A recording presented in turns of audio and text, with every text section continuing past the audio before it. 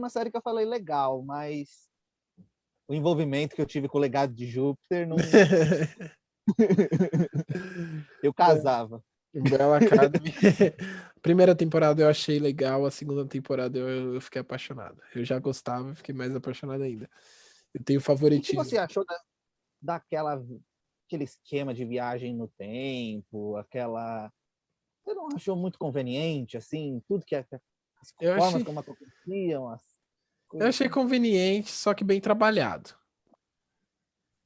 Era roteiro, tava um roteiro ali que não disfarçava. Só que foi bem trabalhado. Todo o lance dos cinco e da crise de identidade dele, quando ele encontra o próprio eu velho dele. Eu achei. Umbrella Academy, eu fico dividido porque pra mim teve personagens muito bem trabalhados, porém personagens que não foram trabalhados o suficiente. A menina lá, eu acho que é. A número 7. Não, a Sete é a que toca o Toda violino. poderosa. Toca A violino. outra, a da voz. A da voz. A Eu número, achei ela acho que é a número super mal aproveitada. Super, super, super. Tanto que eu não tive a oportunidade de gostar dela. Eu não falo nem que eu não gosto dela por ela, porque eu não tive a oportunidade de ver ela em ação, de gostar dela. Ou mesma coisa o número um. Pra mim, o número um ficou chato. Ele deu uma melhorada na segunda temporada, mas ainda não foi o suficiente pra mim. Agora, o número 5, a história do Diego, todo o lance, a complexidade de tentar agradar o pai, eu achei muito boa. O Klaus, nossa, a evolução do Klaus, se você Meu acompanha, Deus. Então, é o muito bom. Klaus é o meu personagem predileto da série. É o Eu comecei a carro-chefe. Ele série e os falando, cinco meu são o Deus do céu, carro-chefe. que, que cara idiota, que personagem inútil, inútil de tudo, nem que ele conseguisse usar os poderes dele, ia servir para alguma coisa. Para que ele ia falar com os mortos? O máximo que o morto ia fazer era ajudar, sei lá, numa estratégia de guerra, que ele entrasse assim, né? Que ele fosse para a inteligência dos Estados Unidos, aí ele encontrasse um presidente de um outro Aham. país, alguma coisa assim ia servir. De resto, não serviu para nada. Sim, na Aí ação não quando serviria pra veio nada. a próxima temporada, com aquela viagem, eu falei, gente, Cara, foi e um o mão da personagem gota? incrivelmente trabalhado. A construção dele foi perfeita na série. Tanto que todo mundo começa assim, todo mundo começa olhando ele como um banal e todo mundo termina gostando dele. Porque tem todo o lance das drogas, de que as drogas afastavam o verdadeiro poder dele, o vício dele, né? A dependência impedia ele de alcançar o auge que ele poderia alcançar. E ele buscava dependência por não se achar bom o suficiente. E, cara, então por isso que eu gostei de Umbrella Academy, puxando pra esse lado do anti-heroísmo, da desconstrução que a gente falou. Umbrella Academy eu achei bem apegada também do Legado de Júpiter, que foram crianças que foram criadas com uma moral, mas que quando cresceram não conseguiam entender elas mesmas por conta da moral que estava cravada nelas. Era uma briga constante entre o que elas aprenderam e o que elas realmente eram interiormente.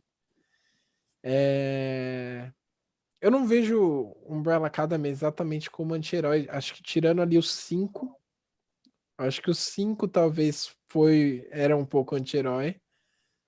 Tanto que por isso que os irmãos não gostavam dele, né? Porque ele não contava exatamente porque ele queria manipular tudo que fosse acontecer, mas com um objetivo bom no final. E talvez o Diego na primeira temporada também, que ele não era exatamente um herói, né? Falando nisso, a cena do Diego parando as balas eu achei muito louca. Fui até pesquisar sobre. Na hora eu falei, nossa, é o Magneto. Mas não era, depois eu entendi o poder dele. Que ele consegue manipular tudo que for lançado. Se o objeto tiver inércia, ele não consegue manipular, mas se estiver em movimento, ele consegue manipular. Achei muito, muito louco, porque é um poder muito diferente, né? Muito Todos esses peculiar. poderes, eles são meio diferentes. Com exceção da super força do número 1, Que eles todos ainda colocam ali o lance do gorila pra ficar diferente também, né? Do corpo mas mutado. Os outros, assim, todos eles são meio diferentes. E Sim, tem a Jean Grey na Vânia, mas, cara, mas é é de jeito controlar pelo diferente. ditado da voz, Sim, controlar objetos lançados, essa o, materialização dos o próprio mortos, tudo Ben muito que louco. morreu também, ele conseguia abrir um buraco para outra dimensão na barriga dele. E aí saiu um monstro de lá. Tipo, cara, é sensacional. E, É e tem várias considerações interessantes, principalmente psicológicas, né? É uma série extremamente psicológica. psicológico. E, mas uma discussão interessantíssima que eu vejo ali por trás é aquelas crianças, elas foram filhos de mães que não quiseram tê-las. As mulheres simplesmente ficaram grávidas, elas começaram o dia sem estar grávida, terminaram o dia grávidos, eram filhos que não eram esperados, eram filhos que não queriam ter Foram nascido. vendidos, né? Foram vendidos e ainda assim se tornaram heróis. Sim, Essa é uma discussão interessantíssima sobre o valor da criança, o valor do filho, independente de ter sido ou não planejado. uhum, O que você estaria disposto, o quanto esse filho que você tem hoje, que você está esperando ou que você não quer ter por N razões, ele não pode fazer diferença no mundo, né? sim, Ele pode virar um Diego, um Diego não Klaus, um drogado completamente, pode, mas até esse cara pode fazer tem diferença jeito, no mundo, sim, sabe? Tem o papel dele e faz diferença. Então eu acho que essa é uma discussão também que está ali por trás, interessantíssima, sim. de uma sensibilidade, de uma sensibilidade tremenda. E assim, não é nem. É aquilo que você falou, traz várias questões psicológicas que a nossa geração enfrenta. Nós temos uma Uhum. geração de vários filhos que não foram planejados. Nós temos uma geração de várias pessoas que se perdem para as drogas e não alcançam seu verdadeiro potencial por conta disso. Uma geração de gente que não se sente à altura de viver a expectativa dos pais e não desenvolve os potenciais deles por Sim, conta disso. é, uma geração, por exemplo, pegando também o próprio Diego, que foi bem trabalhado na segunda temporada isso. A desilusão dele com o pai também, porque ele fazia de tudo para agradar o pai. E no fim, ele nunca conseguia. Ele nunca era o suficiente para o pai. É, todos esses são debates éticos e psicológicos que a nossa geração passa muito, tanto que a nossa geração é uma geração de ansiosos. É a geração da ansiedade. E a maior parte dos problemas de ansiedade e depressão causados na nossa geração são relacionados a esses problemas, principalmente com problemas com os pais ou com figuras paternas, né? Figuras que você cresceu buscando aprovação. São, em geral, problemas com a autoimagem, né? Com a sua imagem de si mesma, que está Sim, deformado por conta da aceitação do outro que você não teve, da expectativa que você nunca conseguiu suprir, ou que você criou demais e foi frustrado. Então, está bastante relacionado com a nossa autoimagem, e, que é um problema que praticamente todos ali têm. sim. Cada um de uma forma. Isso. Isso, inclusive, também acontece em Legado de Júpiter, né? Com a menina lá, a filha dele, que ela se perde, inclusive com o filho depois que ele começa a se perder também, se Ela é mais questionar. gritante. Com ela é mais gritante, sim. Que ela nunca foi o suficiente para o pai, então ela simplesmente desistiu. E nisso ela começou a ficar perdida na vida, porque ela não era quem o pai queria e ela não sabia quem ela queria ser. E ela simplesmente desistiu de tentar encontrar quem era ela de verdade no interior. Sim. Qual que era o ponto que você queria falar? Então, a gente são as implicações da nossa vida prática, ou melhor, no nosso mundo real, dessa desconstrução. Por que eu faço esse paralelo? Por que eu faço essa pergunta? Porque a gente pensa através de textos. A gente interage através de texto. O nosso pensamento, a gente pensa palavras, a gente pensa texto. Uhum. E existem textos que são verbalizados e a gente sabe quem é o produtor, os textos que eu tô falando e os textos que você está falando, a gente sabe. Mas existem alguns textos que simplesmente circulam na sociedade e eles vão entrando na nossa cabeça e eles vão produzindo a base das nossas produções, das nossas falas, da nossa escrita, da nossa produção artística e tudo mais. O nome disso é discurso. São os enunciados anônimos que circulam na sociedade. A gente não sabe quem foi que falou, mas a gente sabe que está aí. Então, por exemplo, o discurso racista. Negro é inferior. Não tem uma fonte, não tem uma pessoa que falou isso. É um Encarnação disso. enunciado, é um texto que circula por aí E vai e incorpora. passando E as de pessoas geração em geração. entram, isso incorpora na mentalidade e vai servindo de base para vários outros textos e produções artísticas e por aí vai. A nossa figura do herói, ela é um desses textos que circulam por aí, como a figura da inspiração, a figura do que nos quer bem, de quem nos protege, esse ser que faz o bem pensando no bem. Tanto que a gente diz que o herói é meu pai, o herói é a professora, o herói é o bombeiro, eles são os heróis do mundo real, o herói é o policial, e por aí vai. Se a gente desconstrói essa figura que forma a base do nosso pensamento, no mundo prático, quão pesado isso não fica? Porque quem vai ser o novo herói? Não vai ser mais a pessoa que tem aquele ponto absoluto que eu sei que, independente de que ela vai querer fazer bem para mim. Porque essa é a forma como a gente está vivendo a sociedade hoje. Então, hoje a gente tem a pergunta, por exemplo, de como falar para o garoto que viu, um garoto que, sei lá, mora numa favela e viu o vizinho dele, que era amigo dele, ser morto por uma bala perdida de um policial, que esse policial que matou o vizinho dele é o herói e o traficante que dá a bola de futebol para ele jogar, que faz amizade com ele, é o vilão. É o vilão. Como falar isso para ele se a gente está desconstruindo a figura do herói? Não existem mais os heróis clássicos. Os heróis não são entidades fixas, conceitos fixos. Então, como isso não afetaria de modo prático?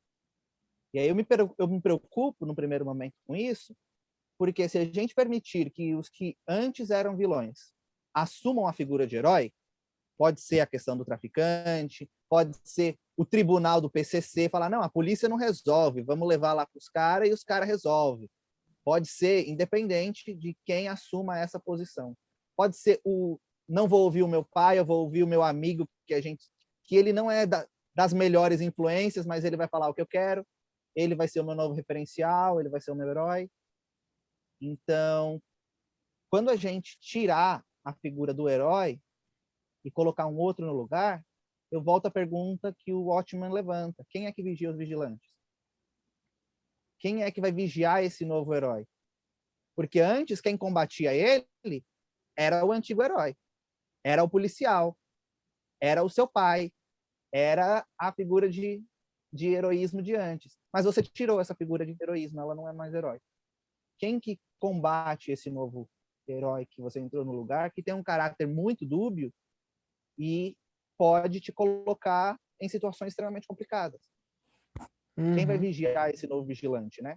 Então eu me preocupo se essa desconstrução da figura do herói não pode trazer uma consequência prática para a nossa experiência na sociedade, uma experiência dificultosa na sociedade. O que você acha? Você acha que pode, que não pode? Eu acho, do jeito que tá agora, atualmente, eu acho que tem como você distinguir para uma criança e até exemplificar isso. Uma criança não deveria assistir Invencível, por exemplo. Mas vamos supor que é uma criança que assistiu Invencível. Você pode chegar para a criança e falar: o Omni-Man ajuda as pessoas.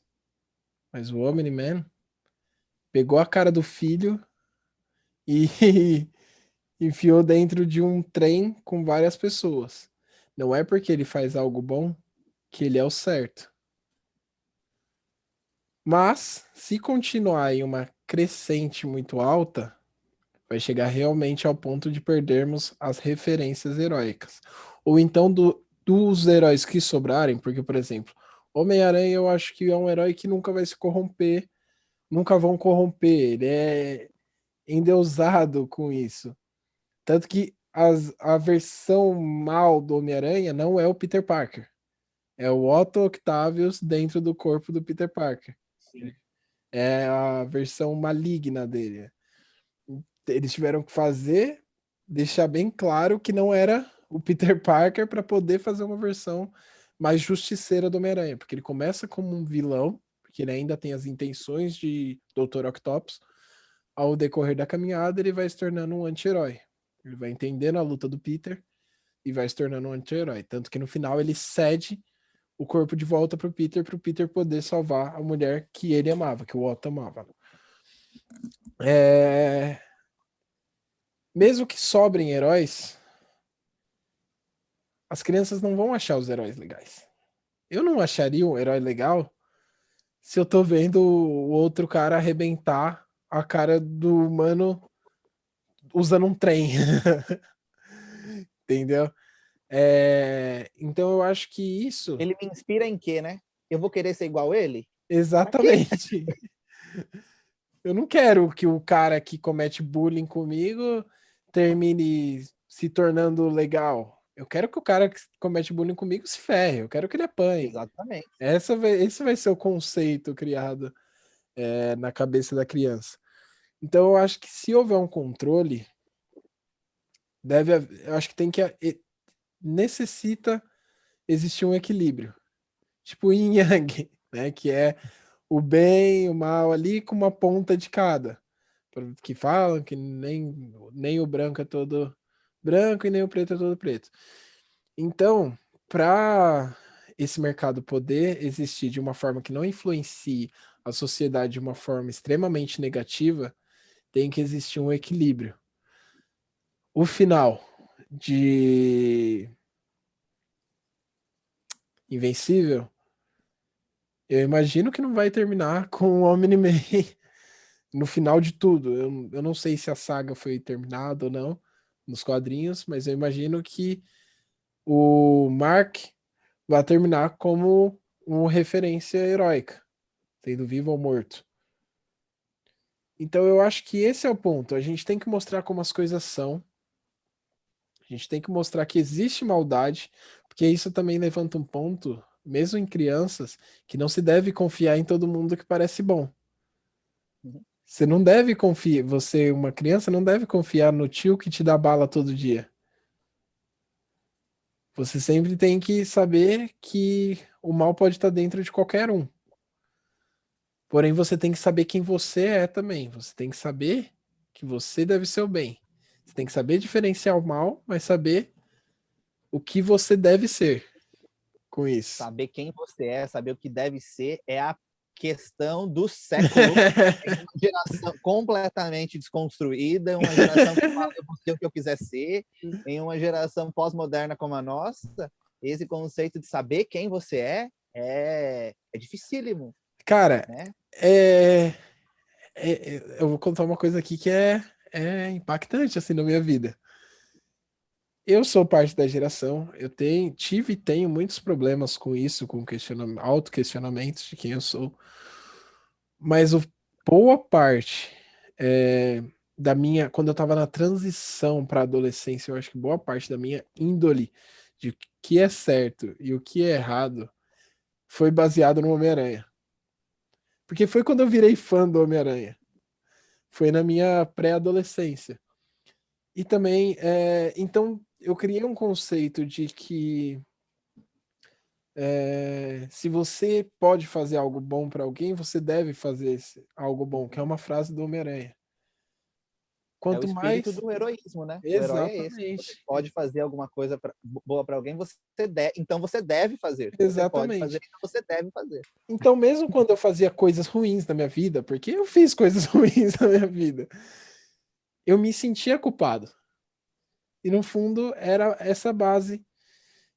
Quando eu magoava alguém, até quando eu terminava um namoro, eu me sentia triste, culpado. Mesmo não triste pelo término, mas culpado. Porque eu sabia que a outra pessoa estava sofrendo. Então acho que a empatia que eu desenvolvi foi baseada no Homem-Aranha. Isso tirando todo o quesito religioso, né? Também, que veio ali Que faz embasando parte junto. da sua formação pessoal, Sim, né? É exatamente. mais um dos elementos. Exatamente. Então, eu acho que bons exemplos devem ser dados. Não para definir quem nós somos no geral, porque isso é uma pergunta que a gente não tem resposta e eu nem sei se vamos chegar a ter um dia. Mas é aquilo que eu falei, a realidade deve ser mostrada. Hoje em dia. Antigamente, minha mãe conta histórias que ela voltava é, dos bailes, antes dela se converter e tudo, ela voltava dos bailes, tipo, 3 horas da manhã. E voltava tranquila, sozinha, tá ligado? Porque o índice era menor, a violência era menor. A gente sabe disso. Ela fica com medo toda vez que eu saio, ela pede. Quando eu saio pra trabalhar, eu saio 5 horas da manhã pra trabalhar. Ela pede pra eu mandar mensagem quando eu tô no ônibus. Ela nem tá acordada, mas ela. Só dela saber que quando ela acordar, vai ter uma mensagem minha ali, ela já fica tranquila, porque o mundo de hoje não é mais o mesmo de antes. É aquela mesmo Exato. papo que a gente veio conversando sobre toda a discussão que a gente veio em toda a conversa. Então, eu acho que a realidade deve ser mostrada para que a pessoa que está crescendo, que está vendo aquilo, entender que nada é de tudo bom aqui na Terra e que ela tem que saber encontrar quem é realmente bom e quem é realmente mal. Quem é mal e se passa por bom. Eu acho que, lógico que isso não descarta o que você falou. É Com aquilo que eu certeza. falei. Se a gente chegar num absolutismo, isso vai acontecer. As crianças vão realmente ter uma visão deturbada de tudo, da realidade, e vão começar a fazer esse lance de confiar no traficante e desconfiar de todos os policiais. E isso serve também para caso isso deixe de existir, essa que eu considero uma evolução do mundo dos super-heróis, deixe de existir, os caras abominem ela e volte a ser o feijão com arroz de antes. As crianças vão crescer num conto de fadas e quando encontrarem a realidade, Uhum. vai ser extremamente decepcionante. Sim, eu entendo. E eu acho que a forma como eu elaborei a pergunta, né, é intencional. Intencional. Ela é uma leitura pessimista da coisa. Uhum, É ler esses novos super-heróis de uma forma pessimista, como se ele estivesse encaminhando para uma consequência ruim no mundo real. Pelo contrário, o melhor, né? E aí ele estaria me inspirando a seguir as referências ruins e não a seguir as referências boas. uhum. Mas esses novos super-heróis, eles continuam dentro do escopo do heroísmo, né? Eles continuam, você consegue identificar, por exemplo, o Invencível ainda quer fazer a coisa certa. Sim, O filho do exatamente. Tópico ainda quer fazer, que a Luz Estrela ainda quer A fazer a luz coisa certa, estrela. mesmo no meio de um monte de coisa ruim, que, sei lá, o Doutor Manhattan ainda quer fazer a coisa certa. E o Mesmo Watchmen é você não gostando difícil. dele, E o ele Watchmen ainda quer é, fazer a coisa certa. né, e o Watchmen é difícil achar ali. Sim. Eu tive que apelar aqui. O Marco do Básico, né? E, a... e aí o que acontece com esses super-heróis novos não é que eles estão inspirando a gente a fazer as coisas certas. Uma leitura, eu acho que mais neutra, neutralidade não existe, mas uma leitura mais realista da coisa é que aqueles que a gente considera heróis são tão falhos quanto qualquer outra pessoa. Eles têm as limitações deles, eles também tomam decisões erradas, mas o que os diferencia dos caras maus é que eles estão fazendo a coisa certa. Eles estão lutando pela justiça. Eles estão buscando, e aí a ética utilitarista, eles estão buscando o bem do coletivo, na ética deontológica, eles estão lutando pelas coisas que são certas porque são certas. Então eles estão lutando pela coisa certa. E é assim que você vai ser criança. Sim, você tá vendo que esse cara ele não é perfeito. Tudo bem, você também não vai ser perfeito. Ter erros. Você vai fazer merda também, mas o importante é você saber que você tá fazendo pela coisa certa. É você tá sempre tentando fazer a coisa certa. Se você errar no caminho, pelo menos você sabe que você tá tentando fazer a coisa certa. E é isso que vai te nortear Você a vida. reconhece o seu erro. Sim. E aí eu acho que esses super-heróis novos, em vez de inspirar essas próximas gerações a irem para buscar as referências nas coisas erradas, eles estão humanizando esses heróis. Eles não, o herói não é mais o Superman ou a Mulher Maravilha tão próximo do divino. É muito mais próximo do humano. Está mais próximo do seu pai. Então, quando o seu pai não conseguir ser perfeito com você, ele ainda pode continuar sendo seu herói, porque os seus heróis, eles não são perfeitos. Os nossos heróis, eles não são perfeitos, nem por isso eles deixam de ser heróis. Então, quando a gente passa essa leitura, esse discurso para o mundo real, aí a coisa muda completamente. Porque aí eu não preciso odiar a polícia, porque tem um grupo de policiais lá que são faz bons. besteira.